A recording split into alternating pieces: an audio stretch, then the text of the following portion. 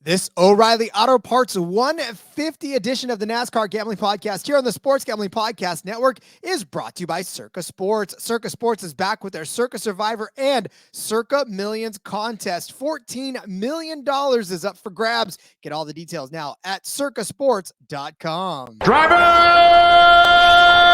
start your engine!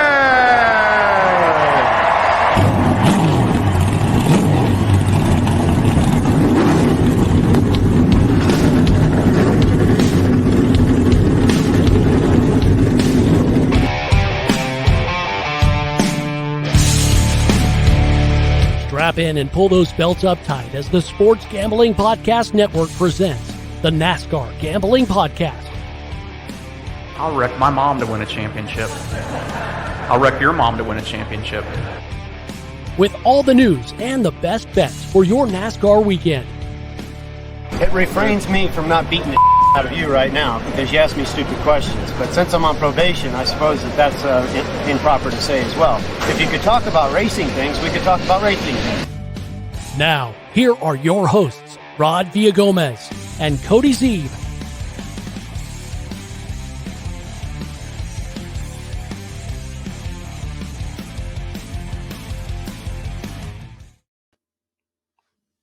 Continuing on talking racing things throughout the course of this week, it is the NASCAR Gambling Podcast here on the Sports Gambling Podcast Network. He's Cody Zeeb. I'm Rod Villagomez, and we are here to talk trucks.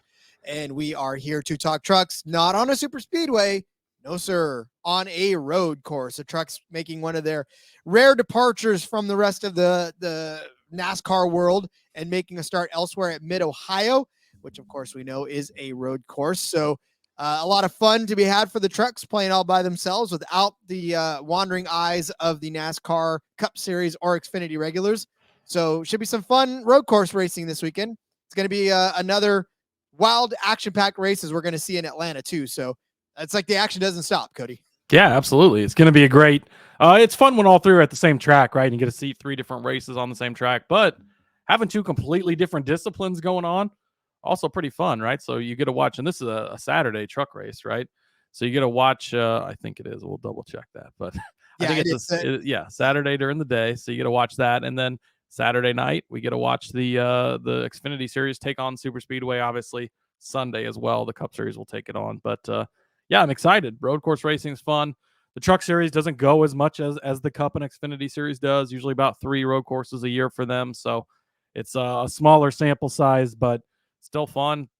Last year was the first time they came to this track, and man, what a finish we got between Kligerman and Zane Smith at the very end. It was an absolute great race, great finish, and a lot of fun. So, and again, with them being away from the Xfinity Series, being away from the Cup Series, you don't get any really buddy I don't think there's actually anybody that's double dipping at all. So, again, another race where it's just Truck Series drivers, and that's exciting in its own right as well.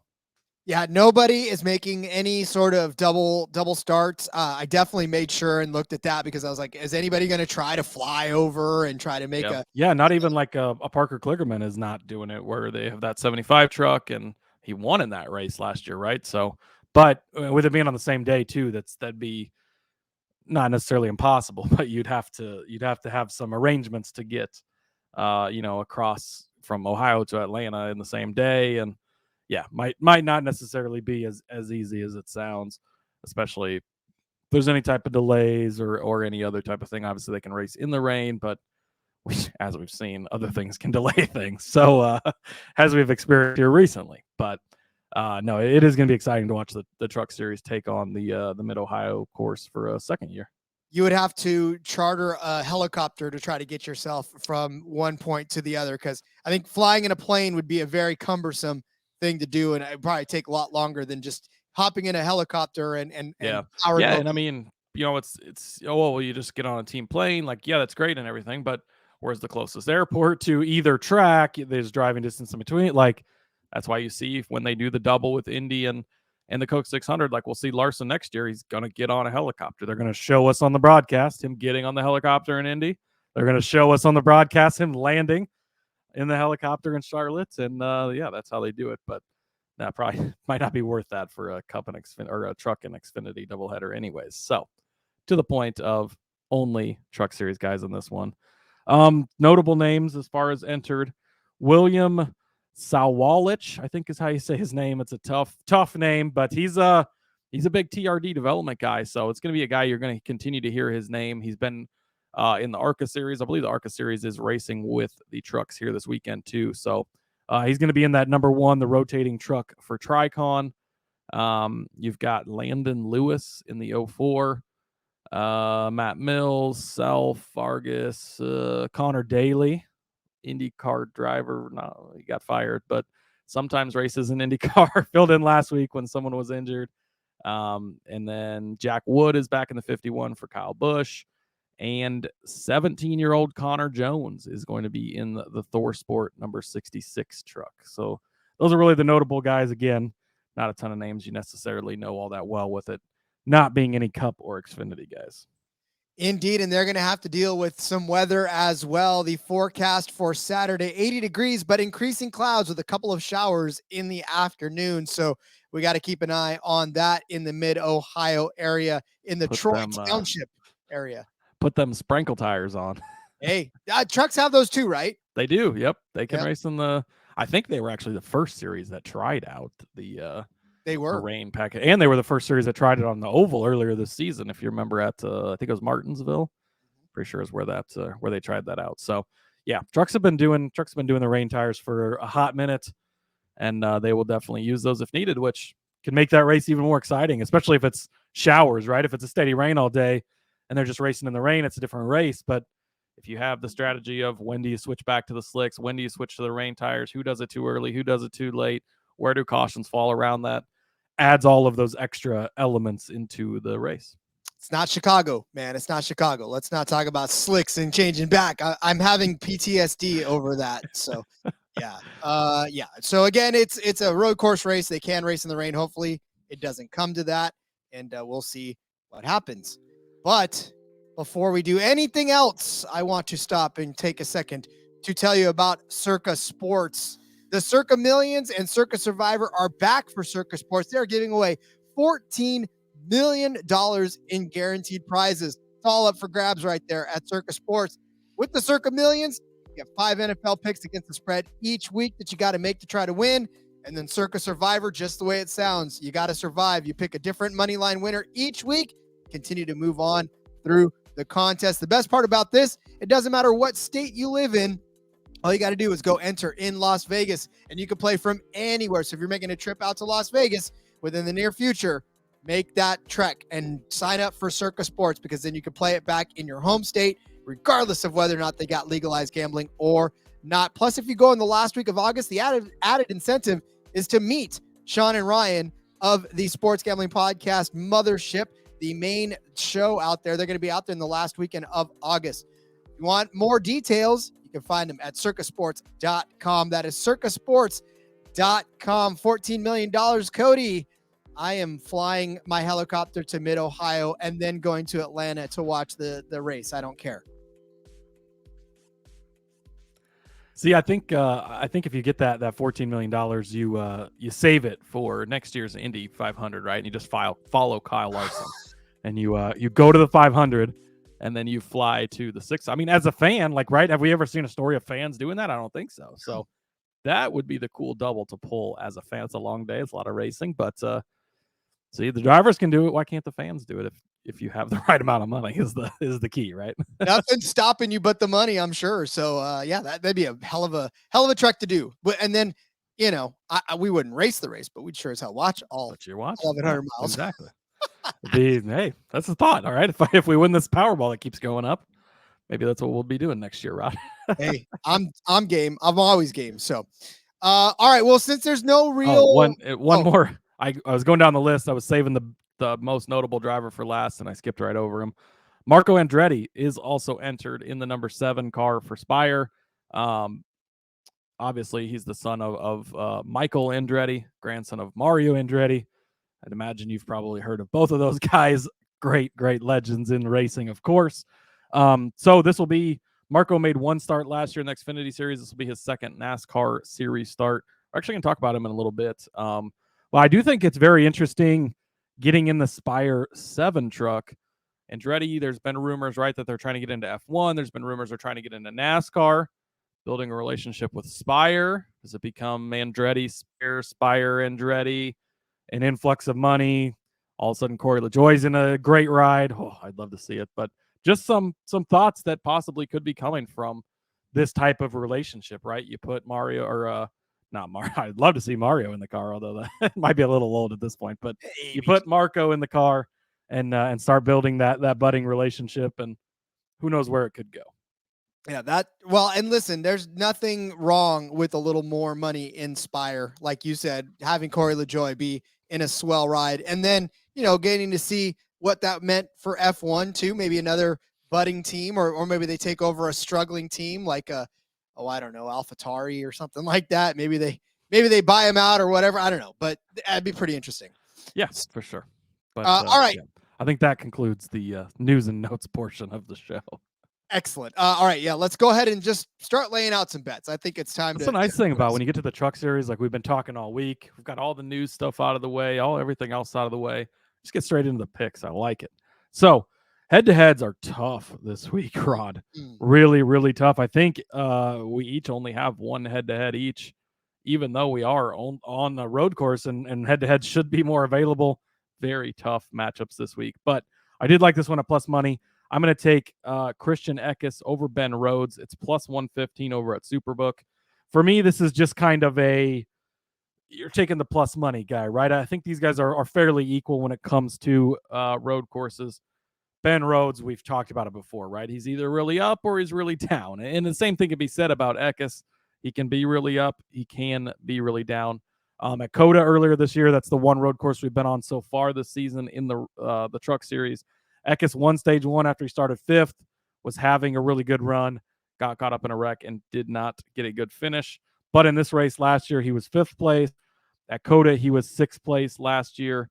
But then at Sonoma, you toss that in there, and he was in 35th last year. So, again, it's kind of up and down for him. You go back to 2021, a 10th at Daytona Road Course, 13th at Watkins Glen, but a 35th at COTA. So, again, you're going to get some downs, but you're going to get some ups, some good solid finishes. And then kind of the same thing with Rhodes. He was 10th at COTA earlier this season, but he finished 23rd here last season, 18th last season at Sonoma, but he did have a 4th place at COTA last year.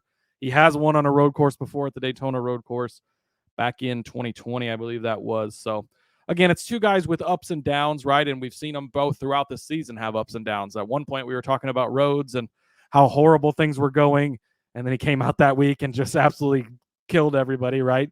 And with Eckes, he's had very, very fast truck week in and week out, but sometimes he gets caught up in the crap and doesn't get a good finish. So it is still kind of a coin flip, as I think almost all of these head-to-heads are this week. There's not really a major advantage that I felt like I found anywhere.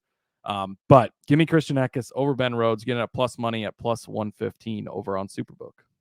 Yeah, it was very tough, especially because the books were offering a lot of the same drivers in these head-to-heads. And the advantage over the other in the matchups they had were not, they actually, or they're just like super like you can get some Zane Smith head-to-heads, but he's like minus 180, minus 190. And it's like, if you're going to do that, man, we'll talk about him more in a few, but he's really juiced up this weekend for a reason. But it's hard to lay minus 190 on a head-to-head when things can go wrong, especially when it's against other elite drivers that still have the chance to beat him, right?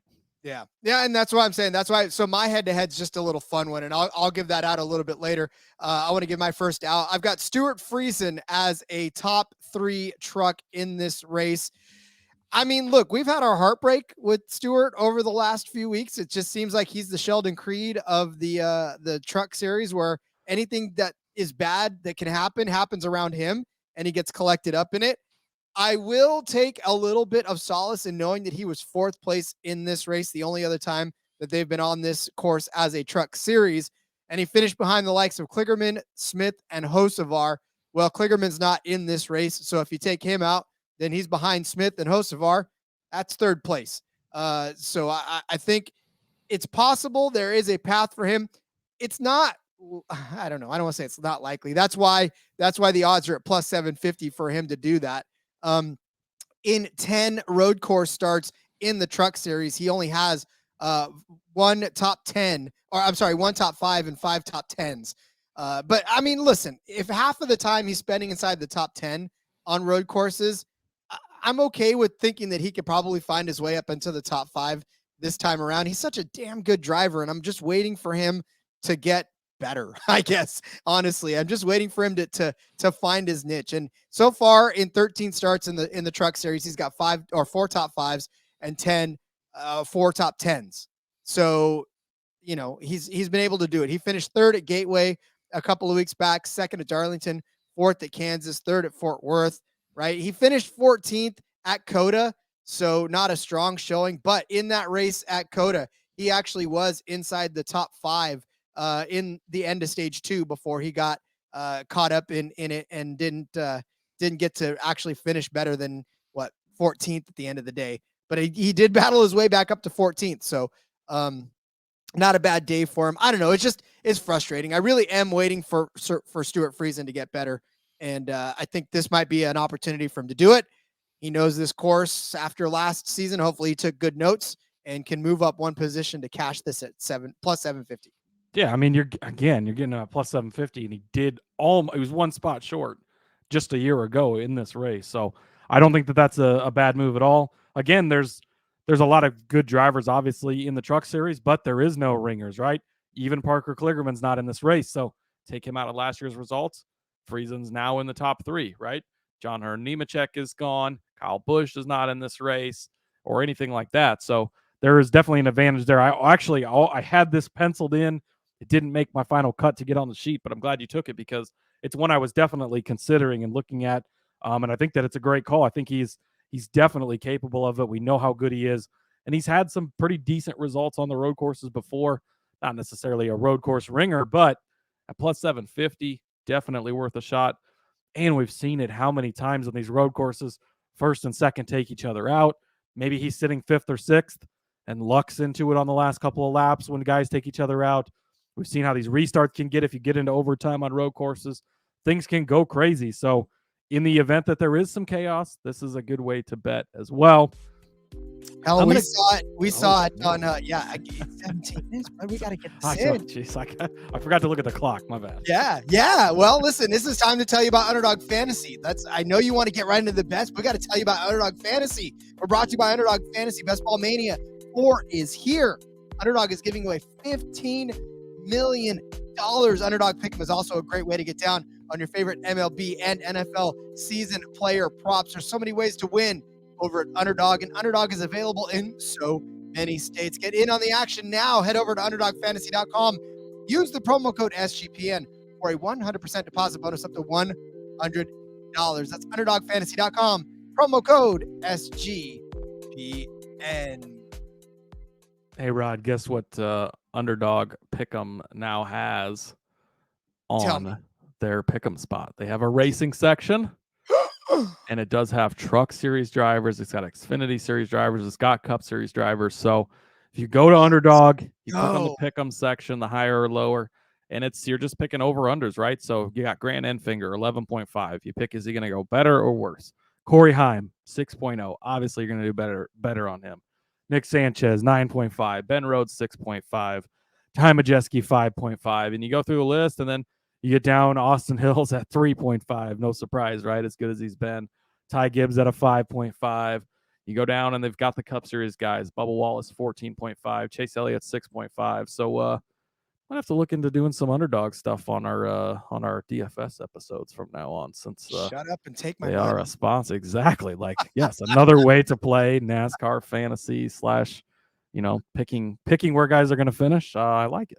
Let's go. Oh, that's and again, if you're in a non-legal betting state, another way to get in on the action, right? It's not betting. It's and I think you have to pick multiple ones and put them together. I don't think I don't want to say part of Cody, it. they listened. They listened, Cody. They did listen. And shout out to whoever pointed, I can't remember who it was. Somebody pointed it out on Discord. Shout out to you. Sorry, I don't remember your name at the moment. I'll find you and give you proper credit later. Nice. All right. Well, let's continue on with the bets, shall we? Let's do that. Next up for me, going to go a little bit out on a limb here, but I like it and I want to root for it, so I'm going to take it. Marco Andretti, mentioned him a few minutes ago. He's going to be in that number 7 Spire truck. He is plus 350 for a top 5 finish.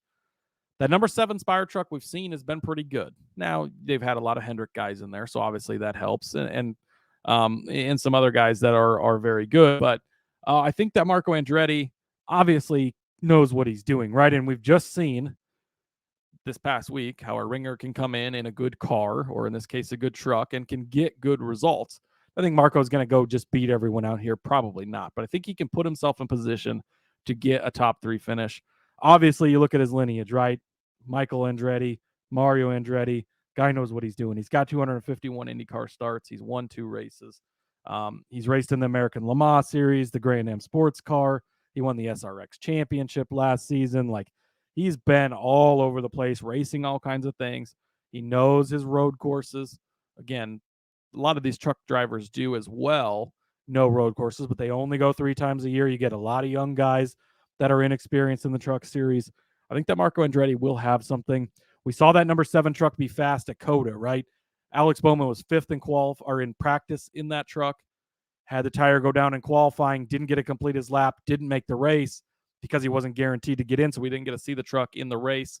But it was fast in practice. It was going to be fast with Bowman behind the wheel. And I think it's going to continue to be fast. They seem to have a lot of sponsorship and everything with that program. So give me Marco Andretti, top 5 plus 350. We want to see it. Another Andretti having success in a racing. Stop us if you've heard this one before, right? Exactly. Oh my God. All right. Well, my next one is also a top 5, and that will be Tyler Ankrum as a top 5 truck. This might be, if you look back at last year's Mid-Ohio race, you'll see that he finished in 21st position, but he was in 7th when he started the race. He ended the first stage inside the top 10, as well as the second stage inside the top 10. So he was running well into the top 10 before he managed to find his way outside of that, which means, there's a possibility that he can continue to do that. And proof positive, this year at COTA, he finished in 4th place. A great run there for him in that road race, the first road race of the season. He is coming off of a top 10 finish and 8th place in Nashville. So he's, the top 5 is not a place where Tyler Ankrum lives, and he's at plus 275 on Bet 365 to finish inside the top 5. But if you look at some of these other top 5 odds, there's not a lot of sexy top 5 odds out there. And I think that's worth noting, right? These aren't guys that you would generally pick to be in the top 5, but I think Zane Smith is like minus 300 or something for a top. Like, it's just ridiculous. It's another week of not a bunch of great truck series selections. That hasn't stopped us in the past. We can still hit pretty good bets on this. We got some bets that we still like, but we are kind of have to reach a little bit on some of this because there's just not a ton of value out there on the board. And I will point out too that there's a couple of tracks. COTA is one of them that he's really good at. He finished 4th, like I said, last year, 7th the year before, 3rd the year before that. So all 3 top 10 finishes. Look at Watkins Glen. He made a start at Watkins Glen in 2021. Started 10th, finished 7th for Tyler Ankrum. So again, there's a lot of potential there for Ankrum to finish inside the top 10. And as we've noted time and time again, if you can finish inside the top 10, more often than not, you can find yourself in the top 5 if you just play your cards right and do the things you need to do. He had a top 5 finish in 2020 on the Daytona Road Course in the Truck Series as well. So no stranger to the front of the pack for Tyler Ankrum. And it just feels like he's one of those drivers that every once in a while you just see him around the front. People are surprised that he's around the front. And then, unfortunately, more often than not, it kind of disappears by the end of the race. But if he could just hold serve, I feel like it'd just be a much better day for him. He's still got 4 top 10s and 13 starts in the Truck Series. And for a guy like Tyler Ankrum, who we don't necessarily talk about very often, like you had pointed out earlier, that's not bad. And I'll take plus 275 for a top 5 bet, given that top 5 market is icky, to say the least. Yeah, and he's not in a bad truck. I mean, it's a Hattori truck. They had really, really good seasons with Austin Hill not that long ago. They've definitely fallen off a little, but it's not a horrible truck by any means. He's proven he's got some road course chops. Again, getting really good value here at plus 275, so I like it. You think we're going to record a Cup Series episode or a Truck Series episode, Rod, and I'm not going to talk about Corey Heim. Well, if you thought that, you're wrong, because of course I'm going to talk about Corey Heim. I love this kid. I love betting on him. He's made me a lot of money. He's about to make me some more. I'm going to take him over on Caesars in Group E. He's plus 270. This is not a walk in the park group by any means, but I felt like where his odds were at. So originally I was trying to take him in a head-to-head. All of his head-to-heads are just really tough, and I figured if you're going to lay minus 120, minus 130 for him to beat one guy, why not take the group approach and have him beat three guys? If you think he's going to be good enough to beat one, he could be good enough to beat three, right? And you get the plus 270 odds. So I decided to go that route. It's Carson Hocevar, obviously a man that is on fire lately, has been scary, fast, and good. So he's not going to be easy to beat. Ty Majeski, he's got a little bit of Sheldon Creed syndrome sometimes, right? He's got some good finishes as well. I was originally going to look to take him in a head-to-head, or to go against him in a head-to-head, but his results are he's got some pretty decent road course finishes. And then Ben Rhodes, I talked about him, right? It's way up, it's way down. He's all over the place. But I do think that Corey Heim can beat all three of those guys. I feel like at plus 270, that makes the odds worth it. And then I'm also going to take his top five. It's plus 100. You're giving me, again, I think Zane Smith takes the cake for best driver and best truck. But Corey Heim is a 1B to Zane Smith's 1A, in my opinion.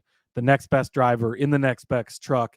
And some days he's challenging Zane Smith for that title, even, I think. And you're going to give me plus money for him to just finish in the top five. No Cup guys in this, no Xfinity guys, no Parker Kligermans who won this race last year.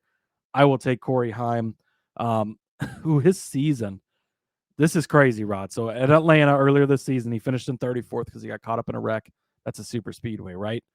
15th is his worst finish in the other 12 races that he has been in. Of course, he missed a couple weeks ago at Gateway when he was sick, but in those 12 races, hasn't finished outside of the top 15, which is just insane. But 11th place at COTA. He was 26th here last year. Again, the COTA race had a lot of ringers in it. 26 last year. He was part-time. He was still, 17, I think, at the time. He's just freshly 18 now. And he had the 18th place at Watkins Glen in 2021 at 17, or he might have even been 16 years old. I'd have to check the dates, but somewhere around 16 or 17. So a very young Corey Heim with some decent finishes. And I think that he just continues to carry the momentum of being one of the best trucks, being one of the best drivers, and just continues to work that forward into another good finish. Yeah, again, we've documented Corey Heim's journey over the course of this entire season. Finished sixth, like you said, at COTA earlier this season. So definitely a strong case to be made for beating all of these guys. I will make an argument against that here in a little bit. But again, it would probably be a hedge more than anything to something that could happen. But yeah, I definitely foresee a path for Corey Heim to be a strong truck in this and warrant over, especially Majeski and Rhodes. So, yeah. All right. I talked about my head-to-head was coming up soon, and this is my head-to-head. I'm taking the brothers Gray, but I am taking older brother Tanner over younger brother Taylor. I know it seems sacrilege. Listen, and I like the little guy. I like the underdog as well, too. But I'm telling you right now, if you look at the numbers, Big Brother actually has the edge in head-to-head matchups since Taylor entered the arena. There's been only a few races in which Taylor has actually gotten the better of him. Now, in running position, sure, it sure seems like Taylor's always the one getting talked about, but for whatever reason, he fades to the back, and Tanner usually finds his way ahead of him.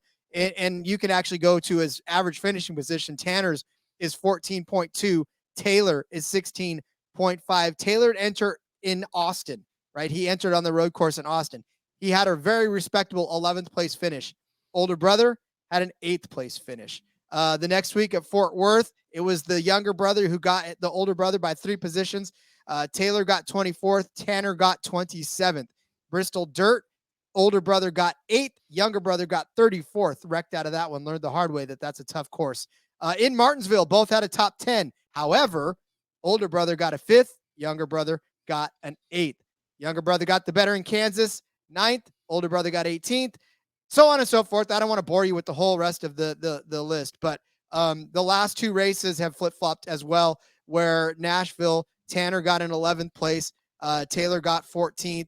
Taylor got 13th. in Gateway. Tanner got 21st. So anyways, it has been flip or flop, but it's been Tanner usually coming out on top of this one. And Taylor rather, Jesus Christ, I wonder how their parents get that done. Taylor is the plus money version of this at plus 130. I can only imagine being their dad. One of you guys get over here. But yeah, so Taylor's the plus side of this, or Tanner's the plus side of this. God damn it. You did it.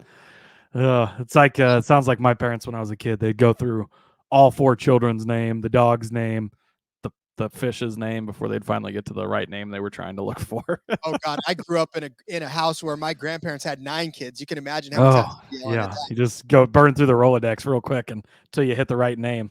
So for clarity's sake, I am taking Tanner over Taylor plus 130, and I will stop there so to avoid any other confusion. That's yes, good job.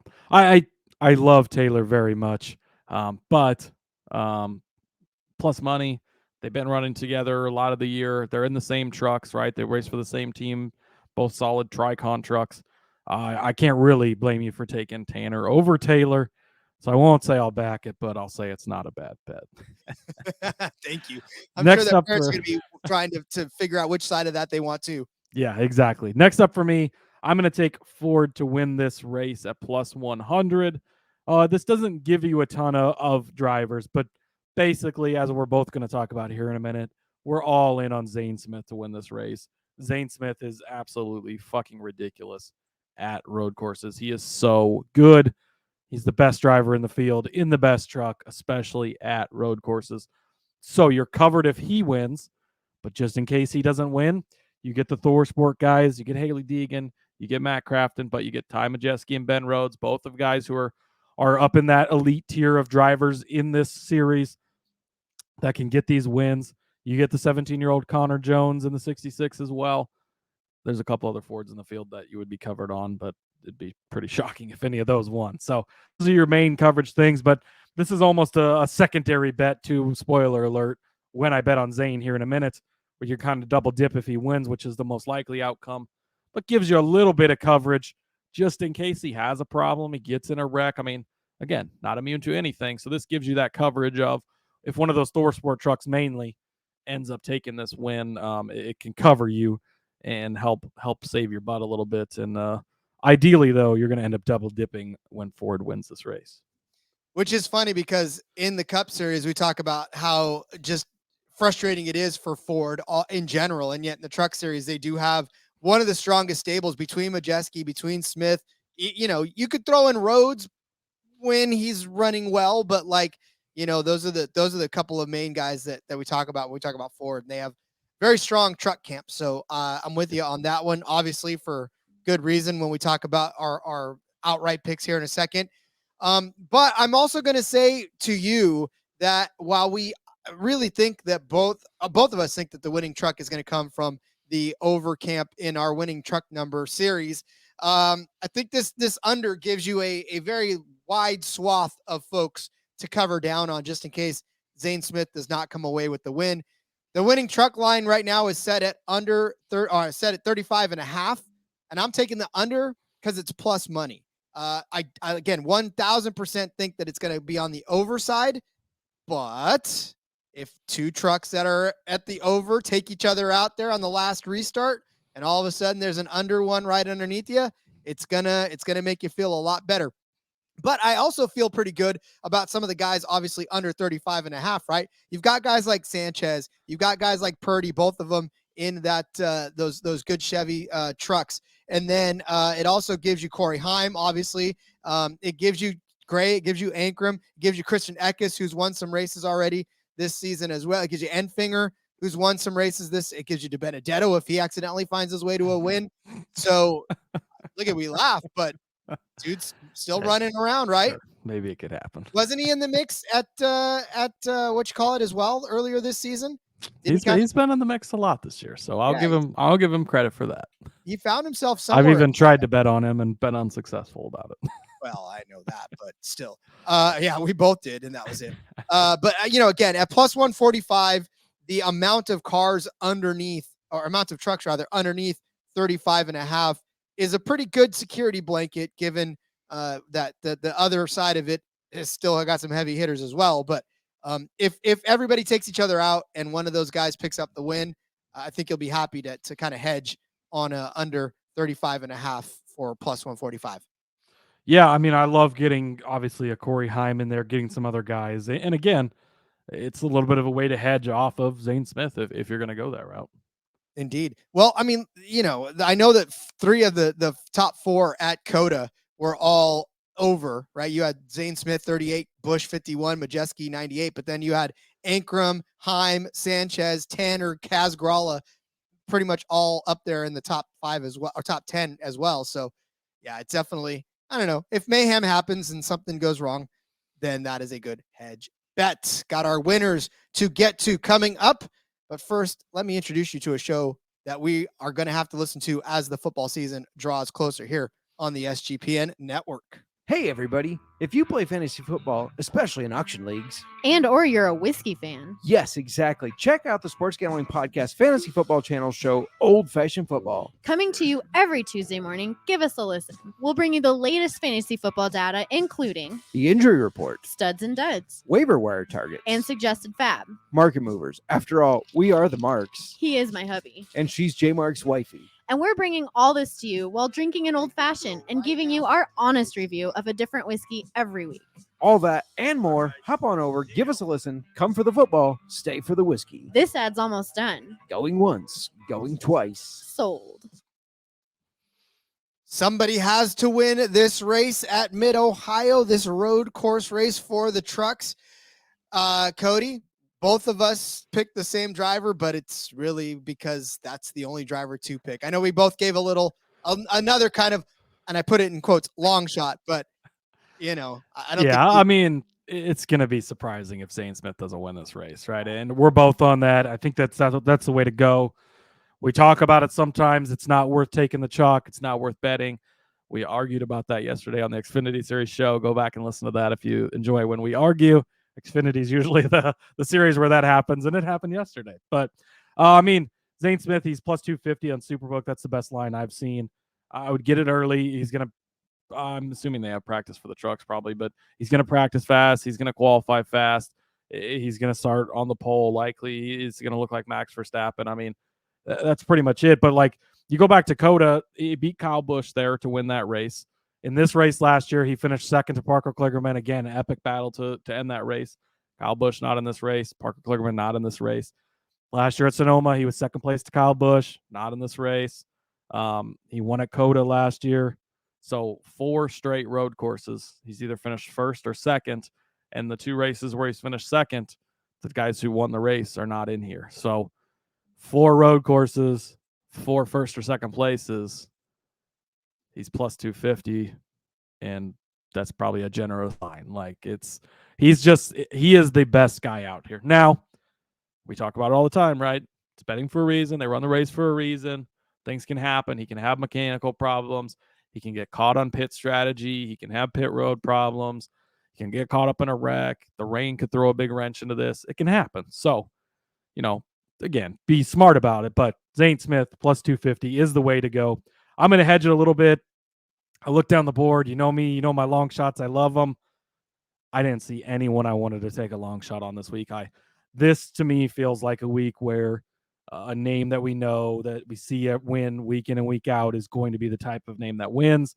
And the other guy that I trust the most, you guessed it correctly, Corey Heim. Plus 700 over on Superbook, over on Barstool, over on... I don't want to name the wrong book, but I think it was Caesars. He is plus 450. So you're getting 250 more points on him. So I'm just going to take a healthy amount on Zane Smith. I'm going to sprinkle a little on Heim as my insurance policy. I'm going to take that forward to win. It's just all in on the Zane Smith train this week. He's a guy, I've been trying not to pick him on a lot of the tracks, a lot of the ovals that go different directions. It's not always worked out well for him lately, but when it comes to road courses, he is the guy. I don't see that changing this week. So I think it's going to be Zane Smith taking the win, and Corey Heim will be my insurance policy at 7-1. Yeah, and for Zane, I won't really add much more to that. That was the one that I had down to win. And then, like I said, came in, you had him anyways. I'm just going to reiterate everything. That's Zane Smith. It's like I said, if you listened to the show yesterday, if I told you that the odds for the sun to rise tomorrow was minus 300,000, would you still find a way to bet on that because you know the sun's going to rise? I feel like that's the way it is with Zane Smith. Like if he is running every single lap, he's going to cross the checkered line and for the checkered, he's going to cross the finish line with the checkered flag. Hey, sometimes it's a checkered line, right? Sometimes they do checker, so it's fine. And another thing too, we didn't talk about, but there will be stage breaks in this one because they're not with the Cup Series. It'll be the non-live pit stop. So actually, when I mentioned a minute ago, you could have pit problems, not necessarily because it's not going to be live pit stops. There's not going to be a ton of strategy when it comes to that. And as I got to thinking about it more now too, it's probably not going to be when do we change to slicks and all that stuff because NASCAR's just going to mandate it and they'll probably throw cautions for that. So Zane qualifies the fastest, starts up front. He's not going to lose that track position on pit road, which is key. He's not going to get screwed by strategy. The more I think about it, the more I like betting on Zane Smith this weekend. Yeah, I'm all in on him too. But I will also toss out Carson Hocevar as a nice insurance policy. He's already got 2 wins this season, 6 top 5s, 7 top 10s. He's riding a streak now of 5 straight top 5 finishes, with the last being a win at Nashville. Always a strong truck. Here at Mid-Ohio last year, he finished 3rd after starting 3rd. But we talked about it. It was Kligerman, it was Zane Smith, and then it was Carson Hocevar. Kligerman's not in it. Zane Smith, I don't know what happens. Somebody throws a Mario Kart banana peel in front of him and he slips. And Carson Hocevar is right there. Somebody gets the blue shell that annihilates the top guy, and Carson Hocevar is in 2nd place. He wins the race. I don't know. Whatever happens, right? If Donkey Kong comes and picks up Zane Smith and throws him across the track, Carson Hocevar, I think may benefit from being there. Again, strong truck, always in the mix for things, and definitely can't stress enough that he's going to be a guy who at the end is going to be right there. Ran into some trouble, right? He was running well in that race at COTA, right? Unfortunately, was unable to broke an axle, I think, and then but and if you go back to last year, like look at him finishing 3rd. Again, you talk about putting yourself in position. If Zane and Parker get into it too much and they wreck each other instead of battling it out to the finish, guess who's right there to take that win is Carson Hocevar. Could be talking about a whole different story if he's the defending race winner, right? Indeed. So, like I said, he's at plus 460 right now. That was the best that I found. I believe that was on Superbook. Stupid me, I didn't write it down, but oh well. Look for it. Look for that line. It should be somewhere in the 450s, 460s. And you can definitely find He's 460 on Caesars for sure. Caesars, so that's the one I had pulled up, but that's the one.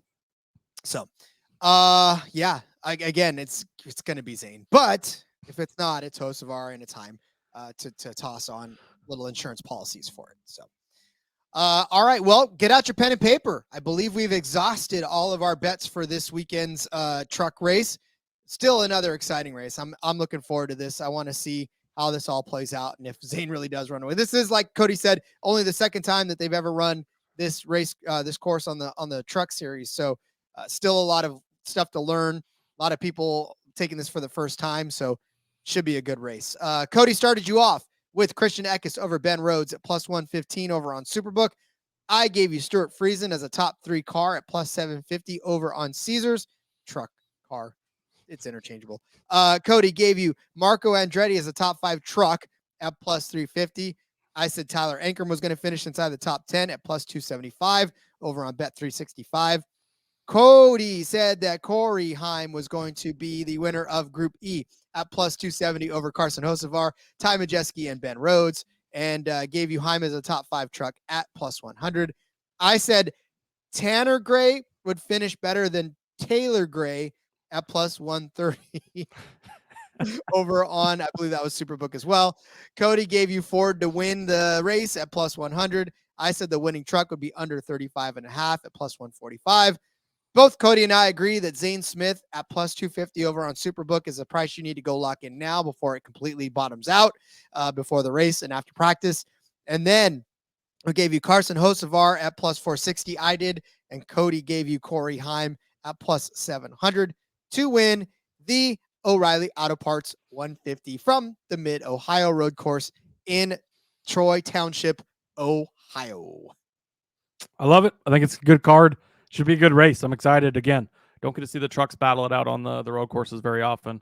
Be a nice little change of pace before we get into the hectic craziness of the super speedways on Saturday night and Sunday night. It's gonna be a good race, a good week of racing. I'm excited, Rob. I really hope they don't have to battle weather. I really hope that those showers are just sprinkles. Yeah, it might make it more fun though. Might get a guy like Marco Andretti up there, right? Can we just get one where it's quote unquote boring, where we can just cash bets?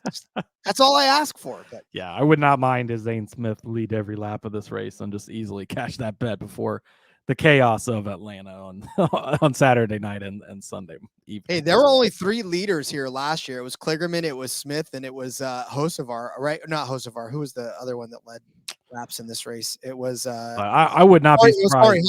Corey Heim. Well, see, there you go. But yeah, I think it is. I think this Truck Series race will likely trend more that direction of being more of a quote unquote boring. I hate saying boring because it's not boring, but I think it will be more of a chalky race where it's kind of finishes how you would expect it to finish type of race. Sometimes that's not a bad thing, but that's why they play the game, right? That's exactly why they're on the race. So you never know. Speaking of finishing, I believe it's time for us to finish this episode. We will send everybody out to hopefully grab that 250 line before it moves, and we'll get you all settled in for a nice card. Cody, on your way out the door, let everybody know where they can find you on social media. Yep. Follow me on Twitter at Husker_Zeeb. You can find all my work over there. Speaking of Underdog a little bit ago, had an article come out this week on season-long NFL quarterback props, the pick-em rivals, where you can match 2 guys up against each other, pick which one you think wins the season-long battle. That's pretty fun. I'm going to have a Truck and Xfinity Series article out. I'll have a Cup Series article out. I've got more NFL articles coming out. Also making a couple of guest appearances this week. Friday, I will be on Through the Gears with Mark Skybox. You might know him on Twitter as. And also Sunday morning before the race. I think that airs at noon. I think we'll be live around noon Eastern time. But I'll be on the NASCAR report with our guy, Rye Cape. He's a big listener and always active in the Discord, always chatting with us when we're live. So jumping on over on his show with him there. So busy week, but a fun week. I'm excited to go win some money. Outstanding stuff. Follow me on Twitter at RJ Villagomez. Link in the bio to everything I got going on, whether it's here, whether it is in between media. The back road is out there for you on YouTube. Find that. And of course, check out my article later on for frequency's sake. Going to have some F1 and NASCAR kind of dashed in between. We'll figure out how that works, but it's out there now. Go find it. And yeah, we will see you guys for DFS tomorrow. Again, now the schedule's pushed over a day, but I don't think you guys mind. So just keep an eye out for it as well. So until then, let's go racing and let it ride.